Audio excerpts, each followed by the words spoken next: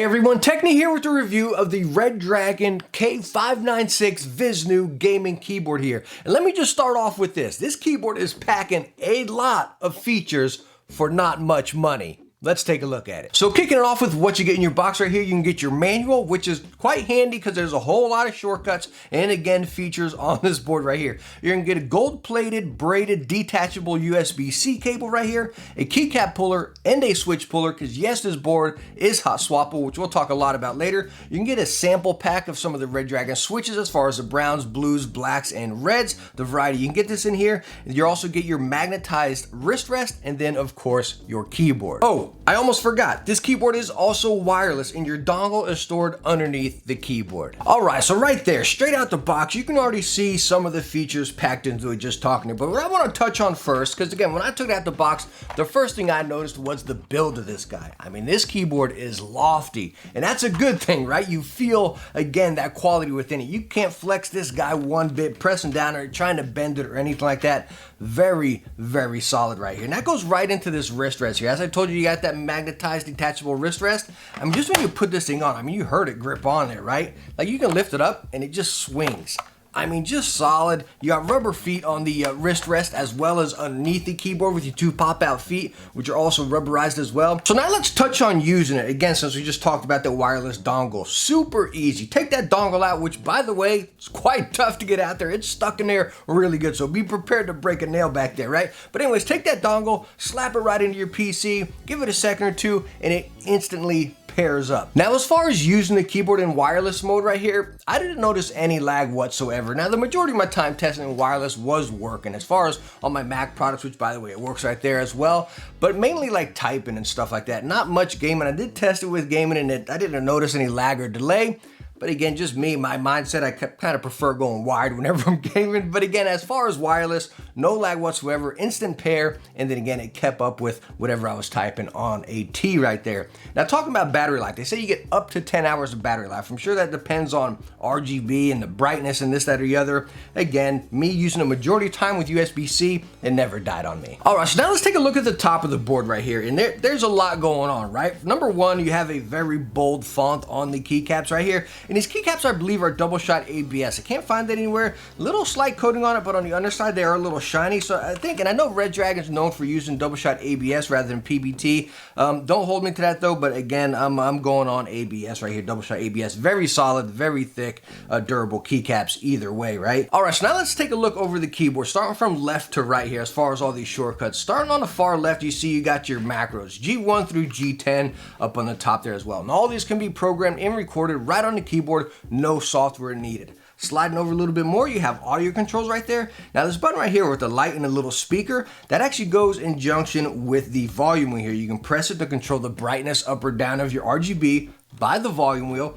Press it another, and then you can actually control your volume. So again, multi-controlled wheel over here by pressing that button. Now right below all those keys printed on your F-row, you can see you have a bunch more shortcuts right there as far as home, your search, your mail, which all of these can be set to what you want. More audio controls, your volume controls and whatnot. So it's kind of like doubled up right there, which might not be needed, but I guess, you know, you can set the keys to whatever you want. Going back to the far right of the board here, you got this 1 through 6. That's pretty much how you can control your RGB right there as far as effects, your brightness and stuff like that right below it. And then as far as how fast your RGB is going to go. So again, lots of shortcuts, lots of features on this, guys. I definitely recommend you take a look at that manual, kind of learning them all right there, but it's packed with a bunch. Now talking about RGB on this board right here, it is just solid. It's not overboard RGB. Y'all know I'm not a big fan of these crazy flashy lights going everywhere, but this RGB is very crisp and vibrant. I compare it to like a Logitech's board, honestly, right there. Now on the side of the board, you also have some RGB down there as well on both sides, which can be adjusted as well. You have plenty of effects on the board, tons of effects on the board, which again controlled right by your shortcuts. Now as far as the sides right here, you can just control it to solid colors or a rainbow effect right there. Now talking about all those features and functions right there, talking about the far right of the board. I like those shortcuts and I actually use them. Going to the far left of these macros, I never use them and I kind of don't like them because again, I'm WASD and hitting my shift. I end up accidentally hitting these over there, you know what I mean? I mean, they don't do anything. I got them set to anything, you know what I mean? But again, I don't like that. Now, what are these macros for?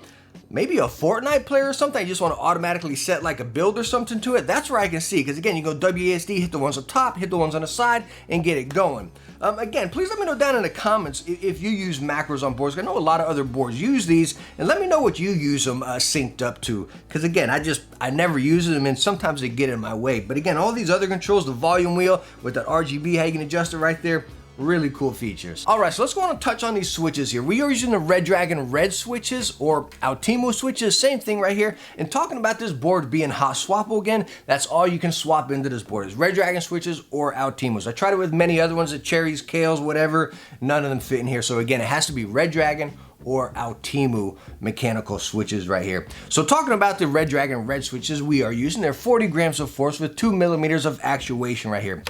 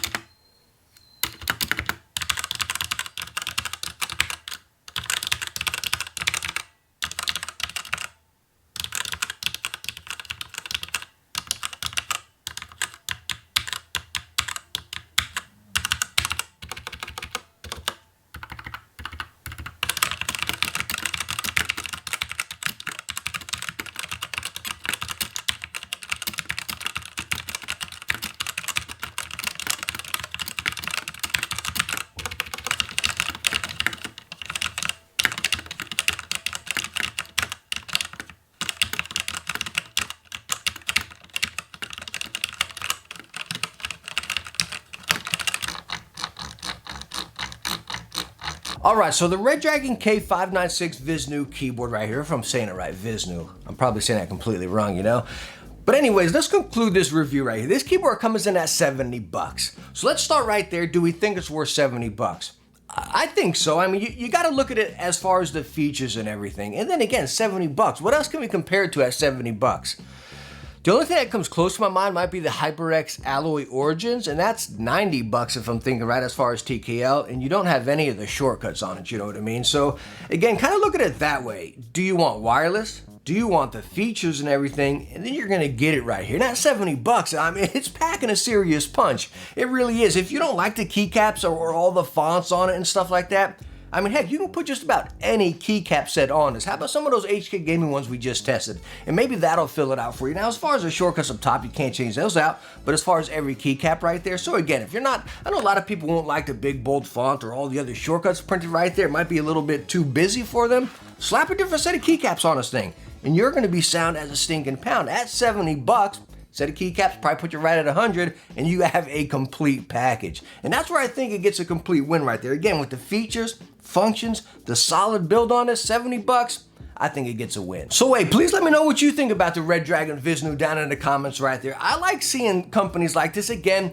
I don't know if you want to say the budget or the value range right there. We're all kind of used to, like, again, Ducky or Varmillo and these big known companies, you know? It's nice seeing these budget or value companies packing such a punch like this, and I really like it. So please let me know what you think about it as well down in the comments.